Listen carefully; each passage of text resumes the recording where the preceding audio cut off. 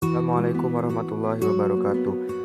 Perkenalkan, nama saya Muhammad Riztu Aditya dari kelas 11 MIPA 3. Di sini saya akan menyampaikan materi berjudul Perbedaan Negara Kesatuan dan juga Negara Federal. Adapun poin-poin yang akan saya bahas yaitu terdapat 16 poin yang akan dijelaskan dalam bentuk animasi video. Yang pertama, negara kesatuan. Negara kesatuan itu mempunyai wilayah-wilayah di bawahnya yang biasanya disebut provinsi atau pemerintah daerah yang tidak berdaulat dan mempunyai hak mengatur wilayahnya yang masih harus berpedoman pada pemerintah pusat, contohnya Indonesia.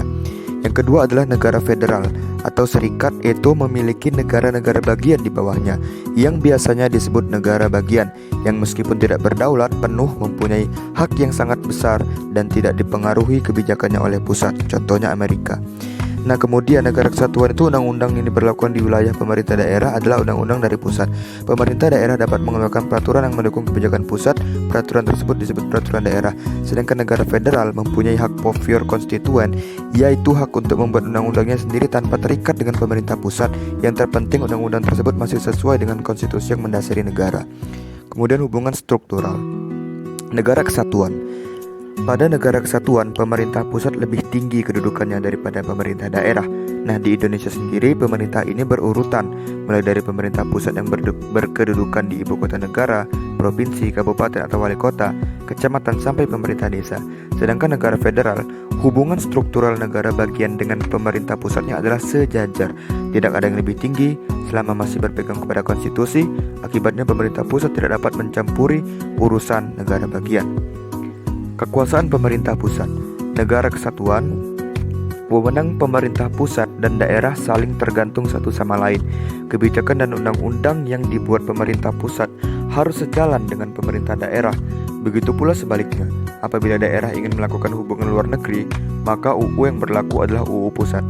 Sedangkan negara federal itu negara bagian pada negara yang bentuknya serikat, memiliki kekuasaan penuh sehingga pemerintah federal dan pemerintah negara bagian dalam bidang tertentu bebas satu sama lain. Kemudian dari segi pembagian kekuasaan, negara kesatuan. Sistem pembagian kekuasaan diatur oleh UU, ada desentralisasi pembagian kekuasaan pusat dan daerah maupun sentralisasi diatur oleh pemerintah pusat. Sedangkan negara federal itu negara bagian memperoleh kekuasaan yang cukup besar, kekuasaan asli pada negara bagian. Negara federal membuat kesepakatan mengenai batasan kekuasaan pusat dan negara bagian. Kemudian sistem peradilan. Negara kesatuan. Negara kesatuan terdapat pengadilan yang berjenjang dari pemerintahan terendah sampai pusat. Pengadilan ini memutuskan perkara berpedoman dengan undang-undang yang sama, sehingga suatu perkara yang tidak selesai di wilayah bawah memiliki hak untuk diajukan ke pengadilan selanjutnya. Sedangkan negara federal itu negara bagian memiliki peradilan masing-masing.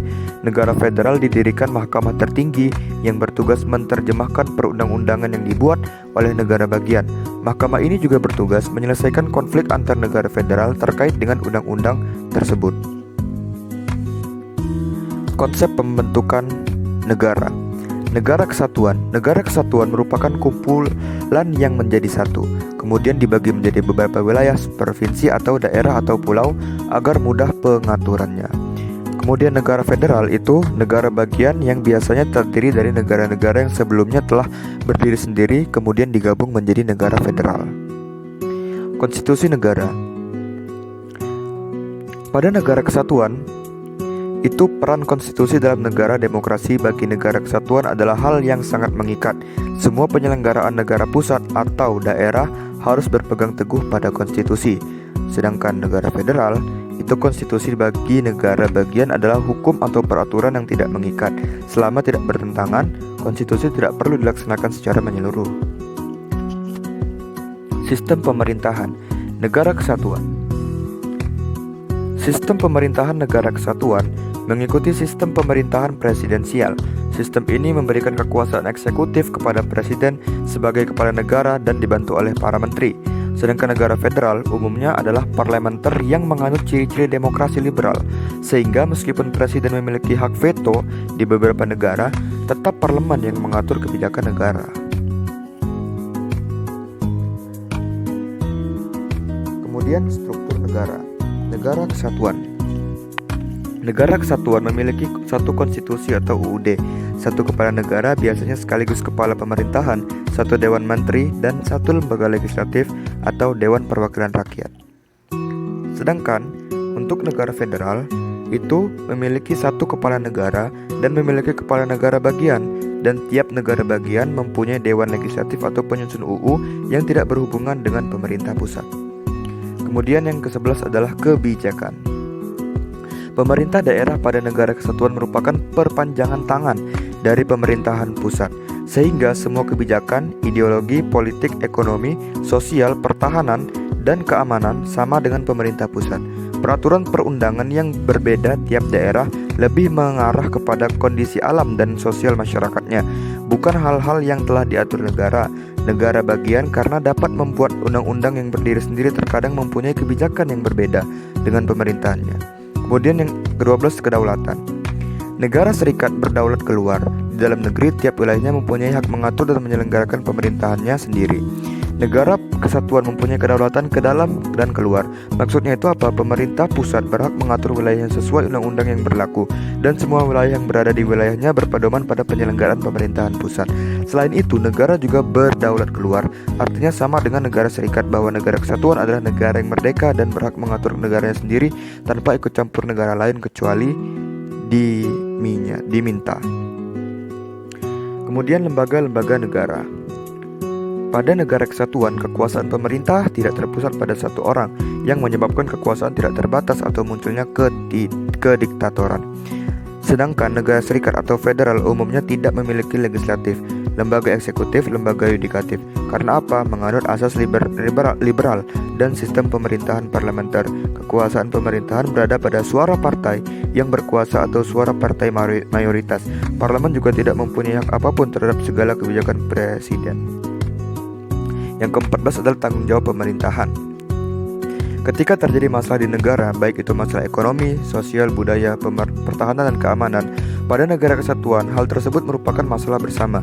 Berbeda dengan negara kesatuan, masalah yang terjadi pada negara bagiannya akan menjadi tanggung jawab warga daerah tersebut. Pembagian kedaulatan. Perbedaan bentuk negara kesatuan dengan negara serikat tidak dapat membagi kedaulatan pusat dan wilayahnya.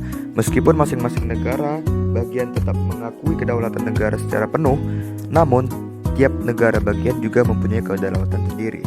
Sedangkan di negara kesatuan terdapat pembagian kedaulatan antara wewenang pemerintah pusat. Hal ini memudahkan pengaturan penyelenggaraan negara, terutama untuk negara yang memiliki wilayah sangat luas. Pemerintah pusat dan daerah memiliki tugas, fungsi, dan wewenang masing-masing yang tidak saling berbenturan dan diatur oleh undang-undang. Kepala negara. Dalam pemilihan kepala negara, sebagian besar negara serikat memilih secara langsung. Tidak ada batasan partai mana yang mempunyai hak untuk mengajukan calon kepada negara. Siapapun berhak mencalonkan diri sebagai kepala negara sesuai peraturan yang berlaku. Hanya beberapa negara kesatuan yang memiliki presidennya secara langsung. Indonesia termasuk di dalamnya. Namun, pemilihan kepala negara atau presiden di Indonesia mempunyai undang-undang yang membatasi persyaratan orang dapat mencalonkan diri sebagai kepala negara. Terima kasih, semoga video ini bermanfaat. Wassalamualaikum warahmatullahi wabarakatuh.